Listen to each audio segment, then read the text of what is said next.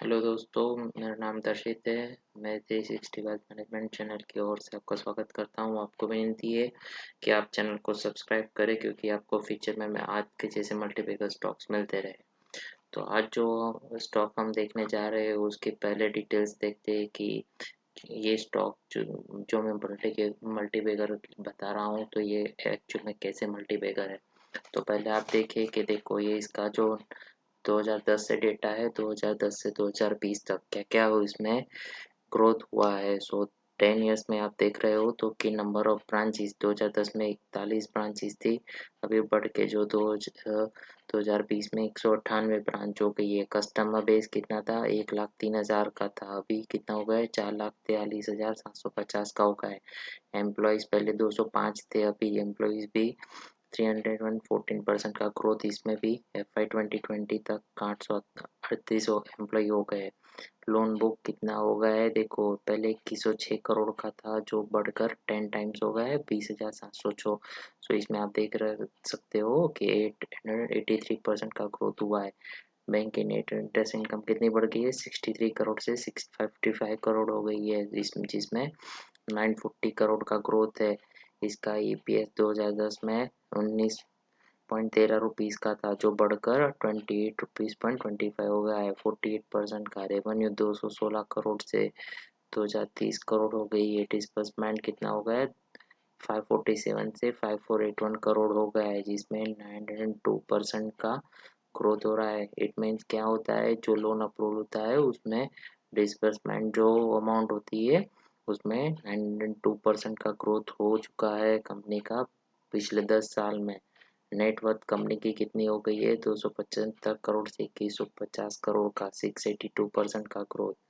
Profit before tax कितना था 2010 में, 95 करोड़ जो बढ़कर 518 करोड़ हो गया है। पैट जो कंपनी के लिए एक की पैरामीटर होता है कि कंपनी प्रॉफिटेबल है और कितना grow year on year basis पे करती है। तो देखो कंपनी का पैट कितना था 2010 में, 39 करोड़ का जो बढ़कर हो क्या हो गया है 374 करोड़। तो इसमें भी 860% का ग्रोथ है। तो आप जैसे देख रहे हो कंपनी के जो की पैरामीटर होते हैं कि देखो प्रॉफिट, फिर डिस्बर्समेंट होता है या लोन बुक, देखो हर एक में आप देख रहे हो तो कंपैरेटिवली बहुत अच्छा ईयर ऑन ईयर बेसिस पे ग्रोथ दिख रहा है। चलो हम आप आपको डिटेल में बताते हैं कि कंपनी का प्रॉफिट एंड लॉस स्टेटमेंट में क्या है। तो आप देख रहे हैं जो कंपनी का 2010 में रेवेन्यू कितना था 214 करोड़ का जो बढ़कर कितना हो गया है 2947 करोड़ हो गया है।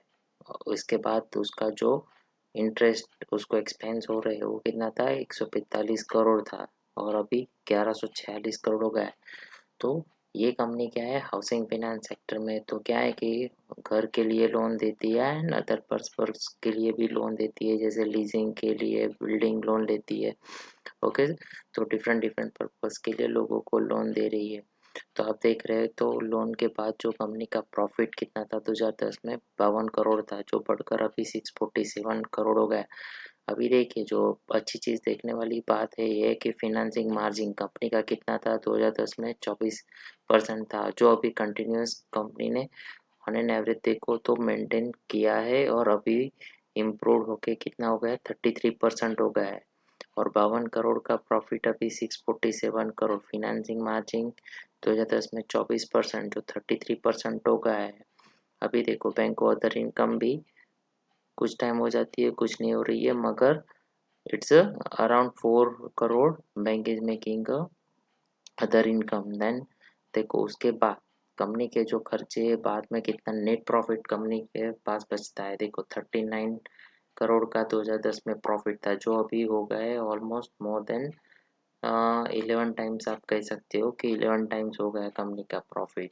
तो अभी आप देख रहे हो कि 2010 में 39 करोड़ का और अभी जो 2021 के आसपास 472 करोड़ का प्रॉफिट है। कंपनी का EPS जो देखो आप जो की पैरामीटर होती है कोई भी देखता है कि company P EPS and P कितना है कंपनी का। देखो अभी EPS कंपनी की बात करें कि 2010 में 2.94 था, 11 में 3.16, 12 में 3.29, 13 में 4.07, 14 में 5.69, 15 में 6.48, 16 में 11.80, 17 में 17.68, 18 में 21.49, 19 में 22.29, 2020 में 28, 2021 में 34 और अभी कितना 2021-22 में 35 का हो रहा है। तो आप देखोगे तो कभी भी कंपनी ने अपने पिछले साल के परफॉर्मेंस को कभी भी कंपनी ने तोड़ा नहीं है। कंपनी देखो 2 से 3 3 मेंटेन किया है, फिर देखो अभी मेंटेन करते करते कंपनी ने कितना ऑलमोस्ट 17 टाइम्स कंपनी ने अपना ईपीएस बढ़ाया है। तो आप देख सकते हो कि ये दिग्गज कंपनी या मल्टीबैगर स्टॉक में ही ये सब आपको देखने मिलता है। और ये कंपनी 2017 में 3300 तक जा चुकी है। कितने 3300 रुपये, 140 रुपये से 3300, मगर उसके बाद स्प्लिट हुआ है कंपनी में। तो उसके बाद मैं आपको पूरी डिटेल बता रहा हूँ, स्टॉक का नाम भी आपको बताऊंगा, बने रहिएगा, अभी लास्ट तक वीडियो देखिएगा। अभी ये डिटेल के बाद हम स्टॉक के नाम को रिवील करेंगे। तो अभी देख रहे हैं आप इस कंपनी का देखो ट्रैक रिकॉर्ड कितना बढ़िया है। उसका कंपाउंड एनुअल सेल्स ग्रोथ देखो 24% आ रहा है पूरे 10 साल का। कंपनी का कंपाउंडेड प्रॉफिट ग्रोथ 27% पूरे 10 साल का on an average. Means company per year पिछले 10 साल से 27% से अपना प्रॉफिट ग्रोथ बता रही है। उसकी स्टॉक प्राइस देखो 41%। साहब आपको देखो बैंक अभी 5% दे रही है, ये स्टॉक पहले पिछले 10 साल से आपको 41% एनुअलाइज रिटर्न दे रहा है। दिख रहा है आपको क्यों मैं मल्टीबैगर बता रहा हूँ।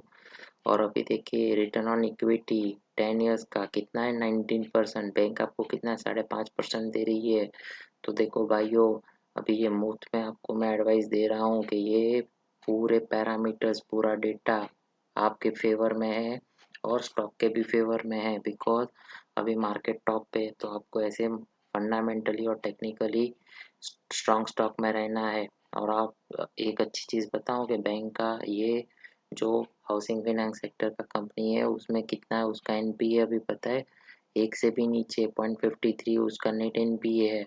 तो अभी चलो मैं स्टॉक का आपको नाम बताता हूँ। स्टॉक का नाम है कैनफिन होम्स। याद रखिए कैनफिन होम्स। उसका करंट प्राइस चल रहा है 524। ओके, मैं आपको अपडेट्स देता रहूँगा ये स्टॉक के लिए, अभी भी आप ले सकते हो, अभी भी उसमें पोटेंशियल है। अगले 10 साल में मैं इसको फिर से 3000 रुपये लेवल तक देख सकता हूँ। अभी उसका मार्केट कैप देखिए 6981 करोड़ ही है अभी। तो उसमें मैं अभी 1 लाख करोड़ तक का मैक्सिमम अगले 10 साल में देख रहा हूँ कि इसका मार्केट कैप 1 लाख करोड़ भी जा सकता है दोस्तों। इसी तरीके से कंपनी ग्रो करती रही तो 1 लाख करोड़ या 2 लाख करोड़ भी ये कंपनी के लिए नामुमकिन सी चीज़ नहीं है। तो if you want to make your life then just invest in this stock and plan your future.